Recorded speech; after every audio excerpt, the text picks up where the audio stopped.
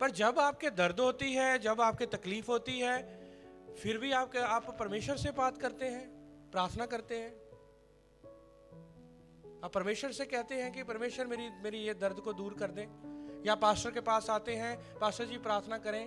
प्रार्थना जो शब्द है वैसे तो आपको यूज नहीं करना चाहिए तब जब आपके दर्द हो रही है, या सर दर्द हो रहा है आपका, या कोई बीमारी है, या कोई श्राप है, या दुष्ट आत्मा है, या कैसे, ऐसे शब्द को आपको तो यूज करना नहीं चाहिए। यही मैं आपको बताने जा रहा हूं, क्योंकि आपको नहीं पता, इसलिए मैं आपको आज इस बात के भेद के बारे में आज आपको मैं बताने जा रहा हूं। सब बोलेंगे हालेलुया, हालेलुया। एक और मेरी बात का आप जवाब देना। जब एक सैनिक बॉर्डर पर खड़ा होगा और बॉर्डर पर लड़ाई लगी हुई है, और वो अपने दुश्मन को क्या कहेगा? हमारी हदों को छोड़कर भाग जाओ, हाथ जोड़कर तुम्हारे आगे निवेदन है, हमारी हदों को छोड़कर भाग जाओ, ऐसे कहेगा? वो क्या कहेगा वहां पे? वहां पर जो उसके पास हथियार हैं वो उसका क्या करेगा? इस्तेमाल करेगा। यहां पर कितने लोगों को यदि मर जाए, या कोई इंसान जो है, कोई व्यक्ति किसी को मार दे, यहां पर क्राइम माना जाएगा, यहां पर एक बहुत बड़ा गुनाह माना जाएगा। बॉर्डर पर इतने लोगों को मार देना वहां पर क्राइम भी नहीं माना जाता, वो गुनाह नहीं है ना? देशभक्ति है। सब बोलेंगे हालेलुया, सब हाथ उठा के बोलेंगे हालेलुया, हालेलुया। क्योंकि वहां पर किसी ने सैनिकों को अधिकार दिया है, किसी ने अधिकार दिया है, देश ने अधिकार दिया है कि वो अपने वेपन को, अपने मशीन गन को, अपने AK-47 को, अपनी बंदूक को, अपनी पिस्टल को, बम को वहां पर चला सकता है। अधिकार दिया है। क्या दिया है? सारे बोलो, क्या दिया है? देश ने अधिकार दिया है, प्रधानमंत्री ने अधिकार दिया है, जो ब्रिगेडियर है उन्होंने अधिकार दिया है कि जब तुम बॉर्डर पर खड़े हो तो वहां पर यदि कोई देश के पर कोई गंदी नजर डाले, या कोई ऐसी बात करने लगे जो देश को नुकसान है, तो अपने वेपन को, अपनी अधिकार को जो आपको दिया गया है उसको क्या करो? इस्तेमाल करो। सब बोलेंगे हालेलुया। आज वही मैं आपको बताने जा रहा हूं कि पावर एंड अथॉरिटी क्या है? फिर से बोलो, क्या है? एक बार फिर से बोलो। अच्छा, ये तो इंग्लिश में लिखा हुआ है, पर हिंदी में क्या कहेंगे? पावर को क्या कहेंगे? सामर्थ। फिर से बोलो, क्या कहेंगे? और अथॉरिटी को क्या कहेंगे? अधिकार। क्या कहेंगे? फिर से बोलो, क्या कहेंगे? अरे ये सामर्थ और अधिकार के बारे में आज मेरा विषय है। सुभाष आ जाओ, आगे आगे आ जाओ, यहाँ पर कुर्सियां खाली है, थोड़ा साइड दे दो। सब बोलेंगे हालेलुया, सब हाथ उठा के बोलेंगे हालेलुया। ये सामर्थ और अधिकार के बारे में आज मैं आपको बताने जा रहा हूं। प्रार्थना के बारे में तो अभी यहां से बेटियों ने अभी बोला और आपने भी बोला कि प्रार्थना का मतलब क्या है? परमेश्वर से बातें करना। प्रार्थना का मतलब क्या है? अभी प्रार्थना, सामर्थ और अधिकार, ये तीनों चीजें क्या है? अलग अलग हैं। सारे बोलो, प्रार्थना, सामर्थ, अधिकार। प्रार्थना, सामर्थ, अधिकार। प्रार्थना का तो पता लग गया कि प्रार्थना जब हम करें, जब हम प्रेयर करेंगे, वी टॉक टू गॉड, हम यहोवा से बात करते हैं, और हम अपने परमेश्वर के साथ, यीशु मसीह के साथ हम बात करते हैं। पर जब ये सामर्थ और अधिकार की बात आती है, ये प्रार्थना से बिल्कुल डिफरेंट है। प्रार्थना से क्या है? बिल्कुल डिफरेंट है। पर आज मैं विश्वासियों को मैं उत्साहित करना चाहता हूं आज वचन के द्वारा, कि आप सब लोग एक ऐसे बॉर्डर पर खड़े हैं, एक ऐसे मुकाम पर खड़े हैं जहां से दुश्मन हमेशा आपके ऊपर क्या करता है? अटैक करना चाहता है। क्या करना चाहता है? अटैक करना चाहता है, हमला करना चाहता है। और हमलावर जो है वो अलग अलग तरीके के साथ परिवार में हमला करेगा, बच्चों में हमला करेगा, आपके बिजनेस में हमला करेगा, आपके आत्मिक जीवन में हमला करेगा, आपके रिश्तेदारों के द्वारा हमला करेगा, हर अलग अलग तरीके के साथ आपके जीवन में वो क्या करेगा, हमला करेगा। कभी बच्चों से प्रॉब्लम आ गई, परिवार बिल्कुल सही चल रहा है, बच्चों के जीवन में प्रॉब्लम आ गई और उनके जीवन में शैतान ने काम कर दिया, यानी कि हमला कर दिया। अब जब यदि हमला कर दिया है तो आपको फिर चुप नहीं बैठना, हमलावर को क्या करना है, मुंह तोड़ जवाब देना है। हमलावर को क्या करना है, मुंह तोड़ जवाब देना है। ईंट का जवाब पत्थर से, ये कहते हैं ना, एक कहावत है, ईंट का जवाब क्या है, पत्थर से देना है। क्योंकि आप सोच रहे होंगे कि नहीं, वो एक ही तरीके से वो वार करता है, वो एक ही तरीके से नहीं, वो अलग अलग तरीके से वो वार करता है। आप स्ट्रांग हैं, आप मजबूत हैं, वो और किसी को पकड़ लेगा, आपके परिवार में से और किसी को पकड़ लेगा। यदि पूरा परिवार स्ट्रांग है, वो कहीं और आपके बिजनेस में, आपकी जॉब में वो प्रॉब्लम डालेगा, कहीं ना कहीं वो आपके ऊपर हमला करेगा जरूर, ताकि आप यीशु मसीह से अलग हो जाएं, ताकि आप मसीहत को छोड़ दें, ताकि आपका विश्वास जो है वो बुझ जाए और आप पीछे चले जाएं, बैकस्लाइड हो जाएं। ऐसे बहुत सारे हुए हैं बैकस्लाइड, बहुत सारी जिंदगियां, बहुत सारे जीवन ऐसे बैकस्लाइड हुए हैं, क्योंकि उनको पता ही नहीं था कि लड़ाई कैसे करनी है।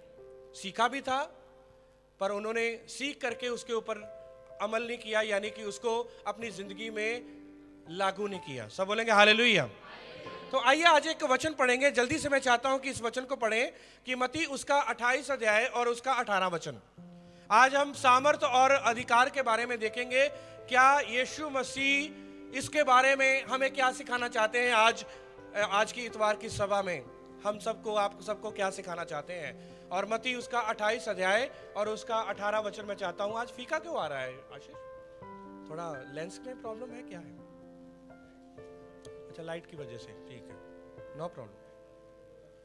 और मत्ती 28 अध्याय, और मानसी बेटा आप पढ़ना, मत्ती 28 अध्याय और उसका 18 वचन। यीशु ने उनके पास आकर कहा, स्वर्ग और पृथ्वी का सारा अधिकार मुझे दिया गया है। सब हाथ उठा के बोलेंगे हालेलुया। स्वर्ग और पृथ्वी का सारा अधिकार, देखो अब क्लियर दिख रहा है, क्योंकि वो लेंस जो था ना, वो लेंस जो है कई बार ऐसे हो जाता है तो वो धुंधला हो जाता है। तो यीशु ने उनके पास आकर कहा, किनके पास आकर? फिर से बोलो, किसके पास? जोर से बोलो, किसके पास? चेलों के पास आकर कहा कि स्वर्ग और पृथ्वी का सारा अधिकार, किसकी बात आई है? अधिकार की। सारे बोलो, किसकी बात आई है? फिर से बोलो, किसकी बात आई है? स्वर्ग का अधिकार भी मेरे पास है और पृथ्वी का अधिकार भी। तो इसका मतलब जितने मंत्री हैं, जितने एमएलएज, ये सारे, इसका मतलब ये कुछ समय के लिए हैं। एक्चुअली में इस पृथ्वी के ऊपर है तो अधिकार हमारे यीशु मसीह का। हालेलुया। इसमें क्या होता है, पॉलिटिक्स में कई आए, कई गए, और कईयों की बदली हो गई, कई चले गए, कई दुनिया से चले गए, पर यीशु मसीह ने कहा कि मुझे अधिकार इस पृथ्वी पर दिया गया है, मेरे पास अधिकार है, और तब से लेकर आज तक और हमेशा तक यीशु मसीह के पास यह अधिकार रहेगा। सब बोलेंगे हालेलुया। यीशु ने उनके पास आकर कहा कि स्वर्ग और पृथ्वी का सारा अधिकार मुझे दिया गया है। यीशु मसीह के पास सारा अधिकार था।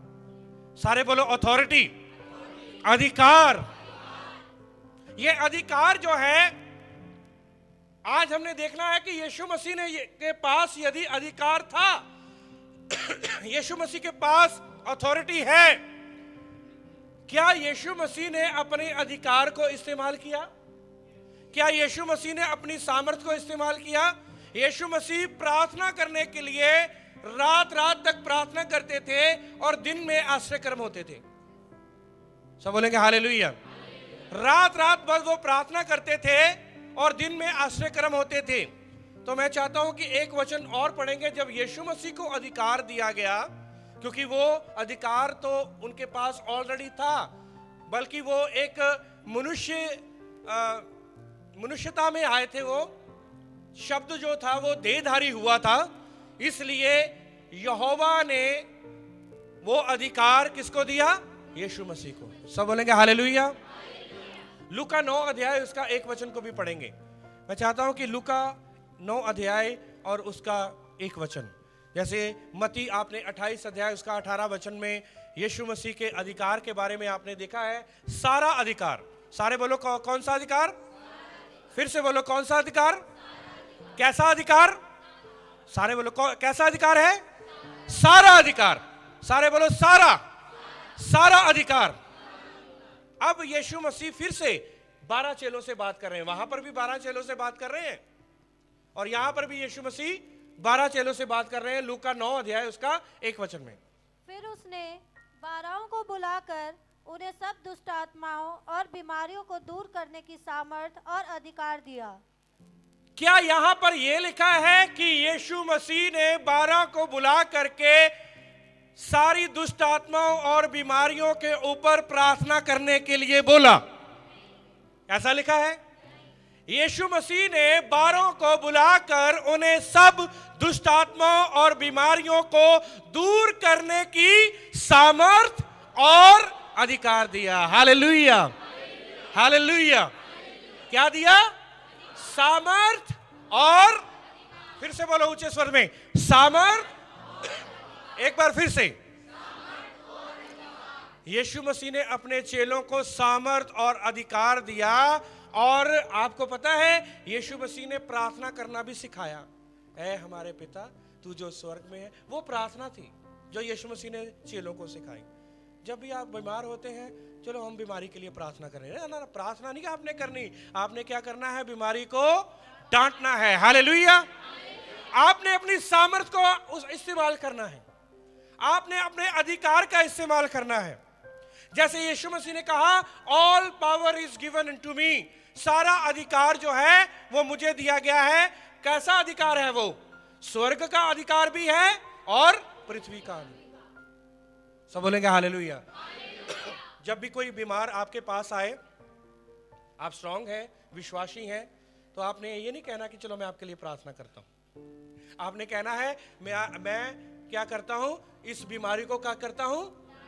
कुछ यहाँ पर लोग हैं वो बैठे हुए हैं, मैं उनके लिए लगातार रात को ऐसे लगातार कंटिन्यू में प्रार्थना कर रहा था उनके लिए, पर मैंने बीच में वो प्रार्थना छोड़ दी, क्योंकि मैं चाहता हूं कि इस वचन की ओर उनका ध्यान जाए। जेंट्स भी हैं, लेडीज भी हैं। मैं चाहता हूं कि इस वचन की ओर ध्यान जाए और मैं आपको आज वचन में आगे आपको लेकर जाना चाहता हूं, बढ़ाना चाहता हूं। और आज आप खुद अपनी सामर्थ और अधिकार को इस्तेमाल करना सीखना है। यीशु मसीह ने 12 को बुलाकर दुष्ट आत्माओं और बीमारियों को दूर करने की क्या दी? सामर्थ दी और अधिकार दिया। सब बोलेंगे हालेलुया, हालेलुया। सब हाथ उठा के बोलेंगे हालेलुया, हालेलुया। जब यीशु मसीह ने 12 को नियुक्त किया, जब यीशु मसीह ने उनका नामकरण किया, जब यीशु मसीह ने पतरस का नाम रखा, जब यीशु मसीह ने यूहन्ना का नाम रखा, जब यीशु मसीह ने नाम लेकर उनको बुलाया और उनको चुना, और तब यीशु मसीह ने उनको सामर्थ और अधिकार दिया। यीशु मसीह ने उनको सामर्थ और अधिकार दिया। सब बोलेंगे हालेलुया, हालेलुया। आइए हम मरकुस उसका 16 अध्याय और उसका 17 वचन भी पढ़ेंगे। मरकुस उसका 16 अध्याय और उसका 17 वचन।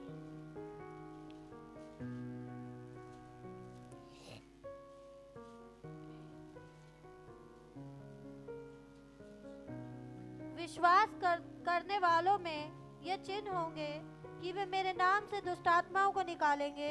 बस सब बोलेंगे हालेलुया, हालेलुया। 18 वचन भी।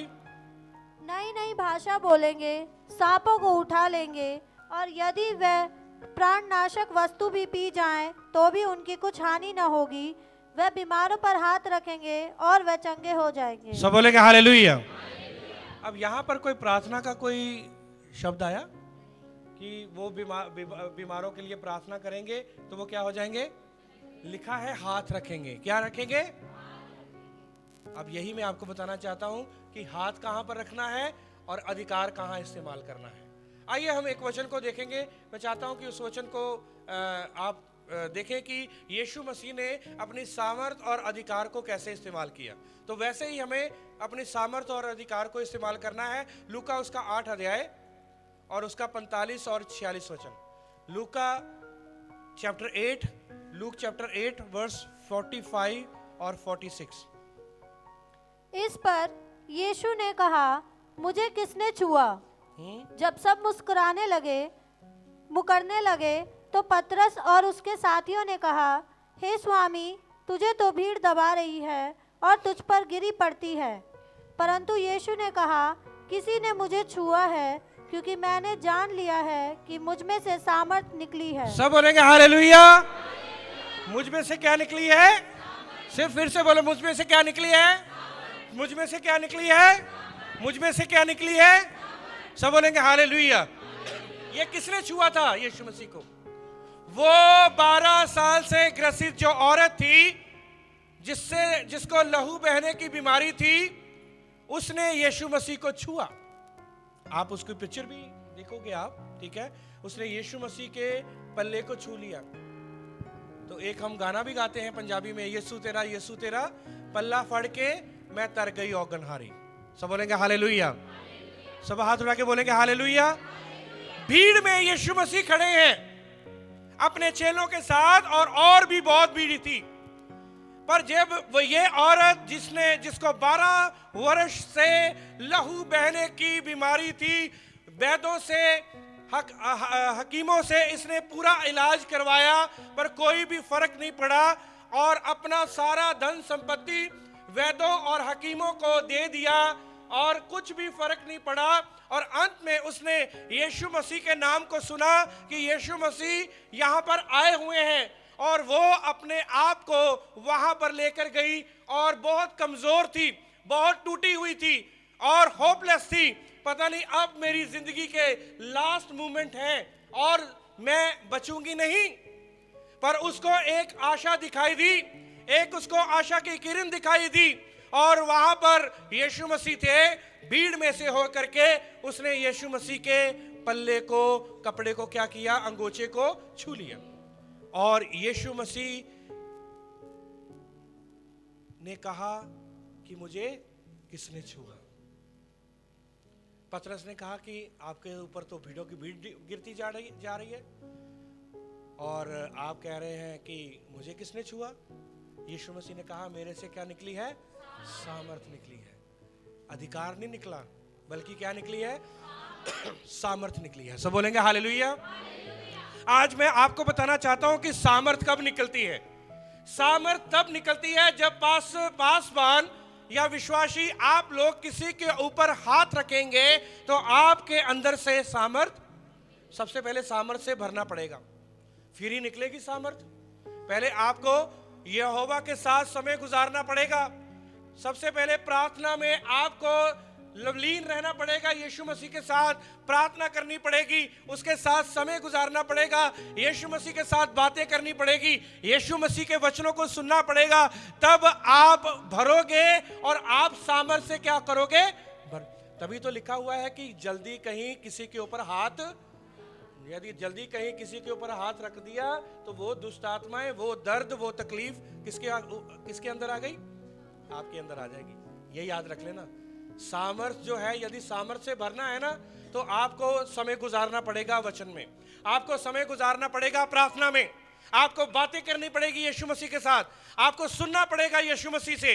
तभी आपके अंदर सामर्थ आएगी, और सामर्थ जो है वो तभी आपके जीवन में दिखाई देगी और जाएगी दूसरे के अंदर जब आपके अंदर सामर्थ है। आग तभी दूसरे के अंदर जाएगी जब आपके अंदर आग है। हालेलुया। सब हाथ उठा के बोलेंगे हालेलुया।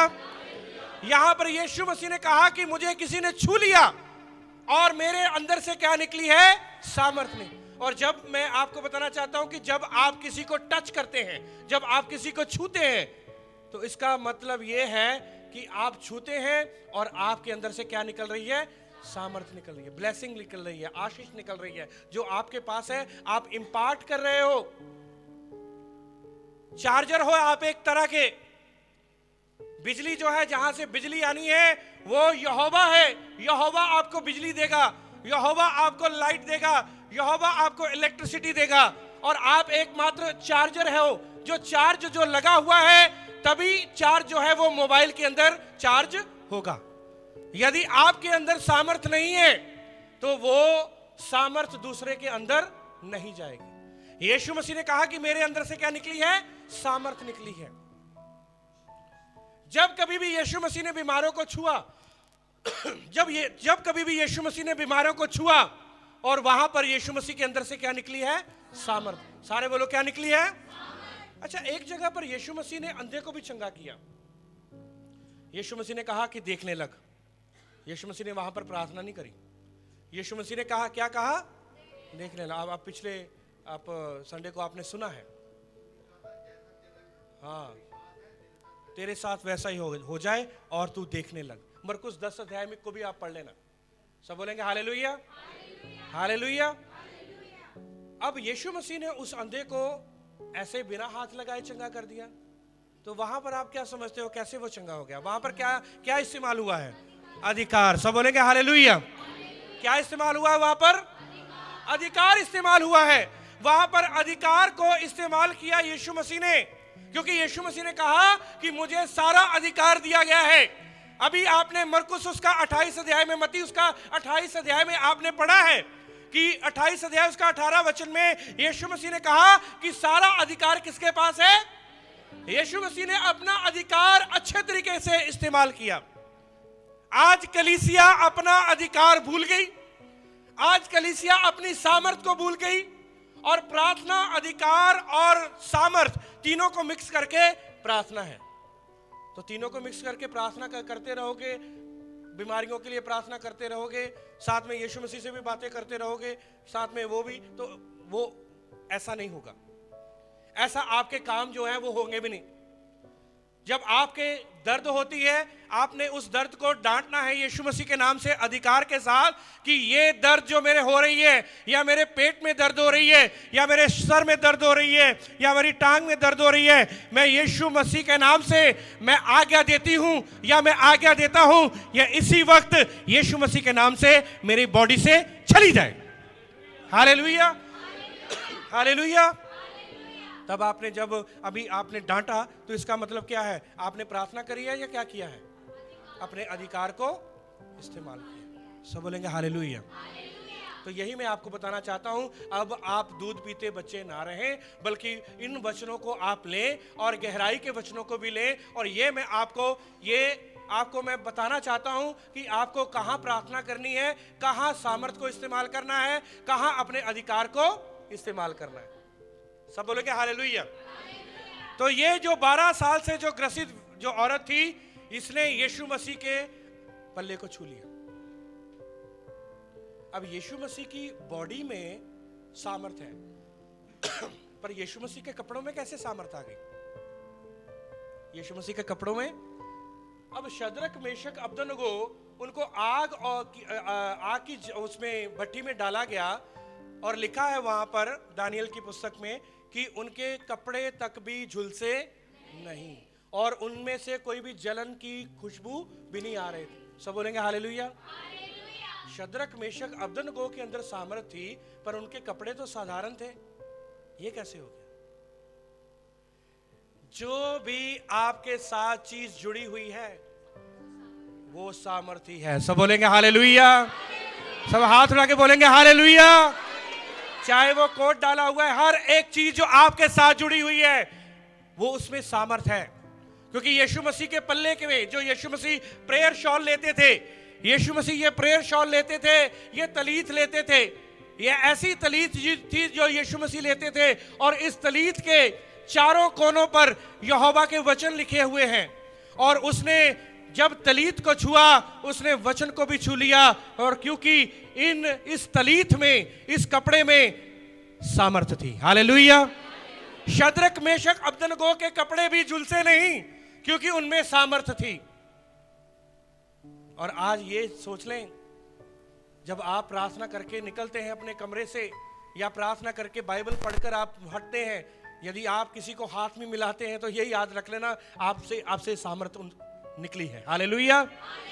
जो दूसरा व्यक्ति है उसमें सामर्थ गई है, आपकी सामर्थ उस व्यक्ति में गई है, और चाहे वो दिखे ना, पर वो जो सामर्थ है वो जरूर उसके जीवन में कार्य करेगी। हालेलुया। सब हाथ उठा के बोलेंगे हालेलुया, हालेलुया। अच्छा, एक जगह पर यीशु मसीह ने मट्टी को गूंद करके एक अंधे की आंख में लगाया और उसको कहा तू देख, और जाकर उसके में क्या कर, शिलो के कुंड में क्या कर, धो ले उसको। ये यीशु मसीह तो मुंह से भी बोलकर कह सकते थे। यीशु मसीह अपनी सामर्थ को भी इस्तेमाल कर सकते थे हाथ लगाकर, और अपने अधिकार को भी इस्तेमाल, क्योंकि यीशु मसीह ने पहले भी अंधों को चंगा किया। पर यहां पर यीशु मसीह ने मिट्टी को गूंद करके क्यों चंगा किया? मिट्टी को गूंद करके थूका, मिट्टी को गूंदा और आंखों पर लगा दिया और कहा कि शिलोह के कुंड में जाकर क्या कर, और जैसे उसने धोया और वो क्या करने लगा, वो अंधा देखने लगा। हालेलुया। तुरंत जो थे वो लोग उसके खिलाफ हो गए। तुरंत फरीसी लोग, सदूकी लोग, यहूदी लोग यीशु मसीह के खिलाफ हो गए। वो इसलिए खिलाफ नहीं हुए कि वो अंधा देखने लगा, वो इसलिए खिलाफ हुए थे क्योंकि यीशु मसीह ने क्या गूंदी, मिट्टी। आपको पता है पुराने नियम में मिट्टी किसने गूंदी थी? यहोवा ने। हालेलुया। यहोवा ने मिट्टी गूंदी थी और मिट्टी को गूंद करके आदम का पुतला बनाया था। और फरीसी और सदूकियों को, यहूदियों को यह प्रॉब्लम हो गई थी कि इसने मिट्टी क्यों गूंदी, क्योंकि मिट्टी गूंदने वाला सिर्फ यहोवा ही हो सकता है। ये यीशु मसीह ने मिट्टी कैसे गूंदी? पर यीशु मसीह ने मिट्टी गूंद करके यह साबित कर दिया, जिसने आदम को बनाया था और वही है जिसने इस अंधे को आंखें दी है। सब बोलेंगे हालेलुया, हालेलुया। यीशु मसीह ने अपने कामों से सिद्ध करके दिखाया कि मैं क्या हूं, यहोवा। मैं कौन हूं? सब बोलेंगे हालेलुया। आइए हम आगे चलेंगे। मैं चाहता हूं कि एक और वचन पढ़ेंगे जहां पर यीशु मसीह ने अपने अधिकार को इस्तेमाल किया। मरकुस 4 अध्याय और उसका 39 वचन। मरकुस 4 अध्याय और उसका 39 वचन को हम पढ़ेंगे। तब उसने उठकर आंधी को डांटा और पानी से कहा, शांत रह, थम जा, और आंधी थम गई और बड़ा चैन हो गया। सब बोलेंगे हालेलुया। तब उसने उठकर आंधी के लिए प्रार्थना करी। ऐसे लिखा है? क्या लिखा है? जोर से बोलो फिर।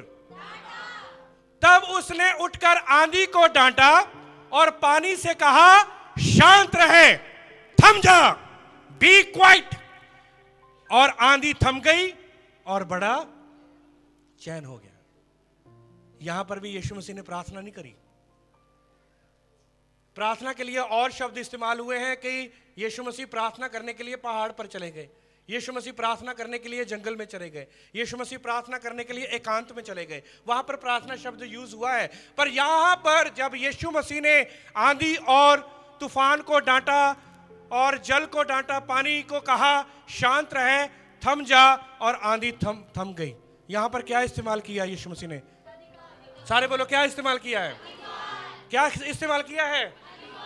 अधिकार को इस्तेमाल किया है। मेरे प्रियो, आपके जीवन में, आपके परिवार में बहुत सारी आंधियां, तूफान चल रहे हैं, बहुत सारी प्रॉब्लम चल रही है। पर ये आंधी तूफान जो है आपके डांटने से दूर होंगे। आपको डांटना पड़ेगा क्योंकि आपके पास सामर्थ है, क्योंकि आपके पास अधिकार है। और अपने अधिकार को चर्च, अपने अधिकार को कलीसिया, अपने अधिकार को इस्तेमाल करें। यदि आपने आज अधिकार को इस्तेमाल करना शुरू कर दिया, मैं विश्वास करता हूं कि आप में से अगले हफ्ते बहुत सारी गवाहियां यहां पर होंगी। सब हाथ उठा के बोलेंगे हालेलुया। बहुत सारी गवाहियां होंगी यदि आपने अपने अधिकार को इस्तेमाल किया तो। आपके पास बहुत सारी गवाहियां होंगी जब आपने अपने सामर्थ्य को इस्तेमाल किया है। तो आपके अधिकार को आपने इस्तेमाल करना है आज अपने परिवारों में। एक बार नहीं, दो बार नहीं, जितनी देर तक वो काम नहीं होता उतनी देर तक आपने डांटना है। जितनी देर तक दुश्मन हदों से बाहर नहीं हो जाता, उतनी देर तक स्टेन गन चलानी है, उतनी देर तक अपनी AK-47 को रेडी रखना है, चलाते रहना है, उतनी देर तक अपने बम को चलाते रहना है जितनी देर तक दुश्मन खदेड़ ना दिया जाए। सब बोलेंगे हालेलुया। आज आपने दुश्मन को भगाना है अपनी जिंदगियों से, अपने परिवारों से, अपने बच्चों की जिंदगियों से, अपने बिजनेस से, अपने कारोबार से, अपने स्पिरिचुअल लाइफ से, अपने आत्मिक जीवन से, अपने परिवार से, अपने गली से, अपने मोहल्ले से, अपने रिश्तेदारों से डांटना है यीशु मसीह के नाम से। अपनी बेटी के जीवन से, अपने बेटे के जीवन से डांटना है यीशु मसीह के नाम से। जो भी तूफान चल रहे हैं, जो भी आंधियां हैं, जो भी पानी है, यीशु मसीह के नाम से हम डांटते हैं, बी स्टिल, रुक जाओ। सब बोलेंगे हालेलुया, हालेलुया।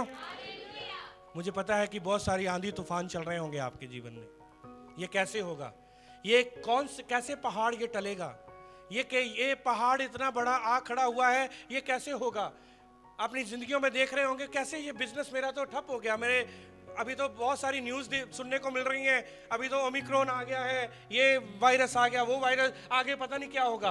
पर ये याद रखने, अपने विश्वास को, अपने सामर्थ को, अपने अधिकार को आप इस्तेमाल करें और देखना आपकी जिंदगियों में कुछ नहीं होगा, आपके घरों में कुछ नहीं होगा, आपके बिजनेस में कुछ नहीं होगा, आपके कारोबार में कुछ नहीं होगा, आपके पैसे में कुछ नहीं होगा, बल्कि आपका पैसा बढ़ेगा।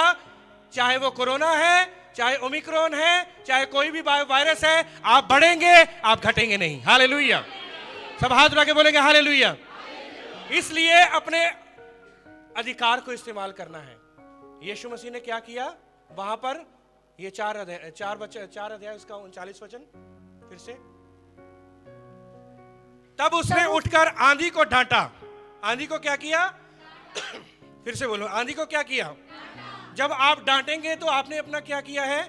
अधिकार को इस्तेमाल किया। एक और हम वचन पढ़ेंगे। मैं चाहता हूं कि लूका उसका 4 अध्याय और उसका 45 वचन को हम पढ़ेंगे और वहां पर देखेंगे कि यीशु मसीह ने किसको डांटा। लूका उसका 4 अध्याय और उसका 45 वचन।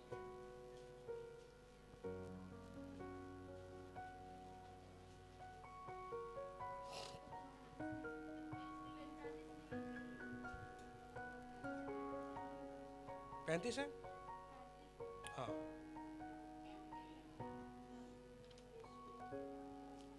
हाँ हाँ पढ़े। यीशु ने उसे डांट कर कहा, हाँ 35 वचन है, सॉरी। यीशु ने उसे डांट कर कहा, चुप रह और उसमें से निकल जा। तब दुष्ट आत्मा उसे बीच में पटक कर बिना हानि पहुंचाए उसमें से निकल गई। सब हाथ उठा के बोलेंगे हालेलुया। यीशु मसीह ने क्या किया? डांटा। यीशु मसीह ने यहां पर प्रार्थना करी? नहीं। यीशु मसीह ने क्या किया? डांटा। अब मेरे प्रियो, मेरी बहनों, मेरे भाइयों, आज हमने क्या करना है? हमने डांटना है अपनी बीमारियों को, श्रापों को, कर्जे की समस्या को, बीमारी को, दर्द को, जो भी आपके जीवन में चल रहा है, आपके परिवार में आंधी चल रही है, तूफान चल रहे हैं, आज यीशु मसीह के वचन के द्वारा आज हमारे पास मैसेज आया है, हमारे पास संदेश आया है कि आओ हम उन आंधियों को, उन तूफानों को, उन बीमारियों को, उन श्रापों को हम यीशु मसीह के नाम से क्या करें? डांटें। सब बोलेंगे हालेलुया। एक बात मुझे याद आ गई जो कि मैंने यहाँ पर लिखी भी नहीं हुई मेरे नोट्स में, पर मैं एक बात को अभी याद कर रहा हूँ। वो है प्रेरितों के काम उसका 3 अध्याय में। प्रेरितों के काम उसका 3 अध्याय में पतरस ने एक लंगड़े के लिए, ठीक है, लंगड़े को क्या किया? हाँ, चंगा किया पतरस ने। पढ़े, मैं चाहता हूं कि उस 3 वचन से पढ़ें। हाँ, 3 का 3 से पढ़ दें। जब उसने पतरस और यूहन्ना को मंदिर में जाते देखा तो उसने भीख मांगी। पतरस ने यूहन्ना के साथ उसकी ओर ध्यान से देखकर कहा, हमारी ओर देख। अतः वह उनसे कुछ पाने की आशा रखते हुए उनकी ओर ताकने लगा। तब पतरस ने कहा, चांदी और सोना तो मेरे पास है नहीं, परंतु जो मेरे पास है वह तुझे देता हूँ। यीशु मसीह नासरी के नाम से चल फिर। सब बोलेंगे हालेलुया। लिखा है यीशु मसीह के नाम से चल फिर। क्या इस्तेमाल हुआ यहां पर? आगे पढ़े। और उसने उसका दाहिना हाथ पकड़ के उसे उठाया। बस अब क्या इस्तेमाल हुआ है? जब उसने दाहिना हाथ पकड़कर उसको उठाया तब क्या इस्तेमाल हुआ है? सामर्थ। अब पता लग गया आपको? सामर्थ का भी इस्तेमाल हुई एक टाइम में, और एक ही टाइम में क्या इस्तेमाल हुआ? अधिकार भी। सब बोलेंगे हालेलुया। ऐसे ही यीशु मसीह ने अंधे के आंखों के ऊपर हाथ रखे, मिट्टी गूंदी और उसकी आंखों पर लगाई और कहा कि तू देखने लग, और उसने शिलो के कुंड में जाकर धो लिए। वहां पर भी अधिकार और सामर्थ क्या हुई है? इस्तेमाल हुई है। सब बोलेंगे हालेलुया। सब हाथ उठा के बोलेंगे हालेलुया। तो यहां पर भी जो लंगड़ा व्यक्ति था, पतरस ने कहा कि यीशु मसीह के नाम से चल फिर। तब उसने अपना उसका दहना हाथ पकड़ के उसे उठाया और तुरंत उसके पांव और टखनों में क्या आ गया? बल आ गया। आज मेरे प्रियो, जितने आप मसीही लोग हैं काफी सालों से, वैसे ब्लेसिंग के लिए आप प्रार्थना कराएं कि पास्टर जी अपना हाथ हमारे ऊपर रख दीजिए। पर यदि आप कहोगे कि बीमारी के लिए, मैं चाहता हूं कि वो विश्वासी लोग अपनी बीमारी के लिए खुद डांटें, अपने श्राप को खुद डांटें, अपने बैक पेन को खुद डांटें, अपनी कमर दर्द को खुद डांटें, अपने सिर की दर्द काफ़ी देर से जा नहीं रही खुद डांटें। और जितनी देर तक आप वो चले नहीं जाती, जितनी देर तक वो दुश्मन भाग नहीं जाता, उतनी देर तक आप उसको क्या करें? डांटते रहें। सब बोलेंगे हालेलुया। हालेलुया। उतनी देर तक आप उसको डांटते रहें। आपके पाँव में जान नहीं है, आप रोज क्लेम करें, रोज डांटें। सारी जितनी भी श्राप है, जितना भी प्रॉब्लम है मेरी टांगों में, यीशु मसीह के नाम से चली जाए, यीशु मसीह के नाम से चली जाए। और एक दिन मैं विश्वास करता हूं आप लोग दौड़ोगे, आप लोग चलोगे और यीशु मसीह की महिमा के लिए आप आगे बढ़ोगे। हालेलुया। सब हाथ उठा के बोलेंगे हालेलुया। आइए।